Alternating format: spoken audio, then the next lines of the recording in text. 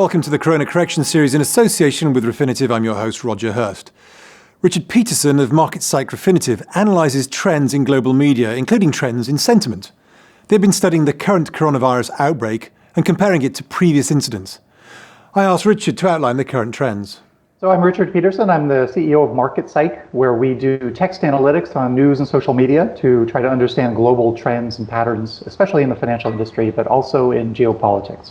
We're looking at references to human infectious diseases in various countries, both today and in the past, for past epidemics, and trying to understand, are there patterns in the ways that these references appear in the media and then subsequently financial market prices move, like the recent big sell-offs in stock markets. Are those related in some way to the frequency of infectious disease or the amount of fear in the content in the media? So if we go back to 2003, there was also a multi-month period where markets were declining on this fear, largely in the regions. So you saw big hits to Cathay Pacific.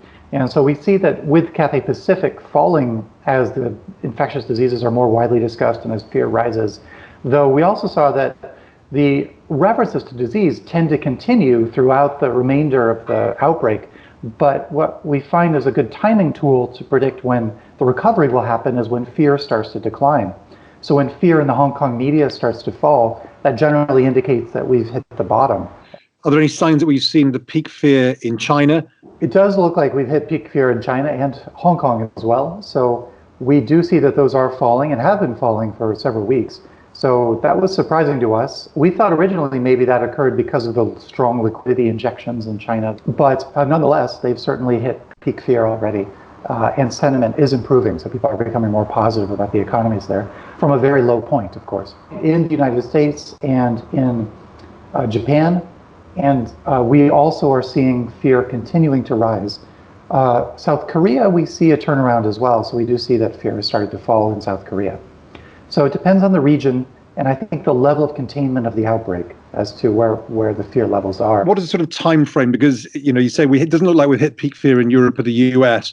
Right. Is it something which plays out over a month, 2 weeks, 6 months? When we look at other assets, for example, crude oil, there's actually quite often shocks to crude oil, as we saw recently. So we can then go back with crude oil over 20 years and look at what creates fear in crude oil and how long does it last. So with something like crude oil, we see that a 1 week shock will reverberate for at least a month. And usually with our data, we see that a 1 week shock it takes about 3 weeks, 3 times the duration to price it into the markets.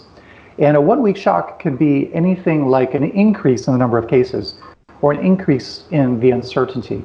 Once the bad news stops and fear starts to decline, even just a little bit, then you will see a rebound. So give it a week of decline, and then the rebound we'll have more confidence in. There do tend to be zigzags on the way down. So we may see a bounce after Monday's big decline. We may see some bounce this week, maybe for 4 days to the end of the week, but it'll roll over again if by the weekend there's more and more communities shut down in the United States. So as you can see, during previous infectious outbreaks, the peak in fear occurred well in advance of the peak in infections. And markets usually start to turn soon after the peak in fear. For China, it already looks like the peak in fear has been reached, and this may help explain some of the recent outperformance, though huge liquidity injections have certainly helped. Europe and the US are still to reach peak fear. Also, we may now have to factor in the additional uncertainty of a potential recession. If a recession is now on the cards, then markets are still early in the correction phase, even if the correction due to fear of coronavirus is now on its way to completion. We'll see you tomorrow with another update.